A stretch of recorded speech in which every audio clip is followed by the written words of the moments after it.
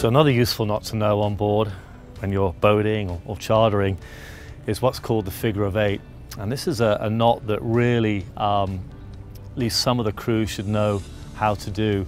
Reason being, if you're pulling in alongside a dock and you need to tie up to a cleat, it's a great knot to get on quickly and help secure the boat.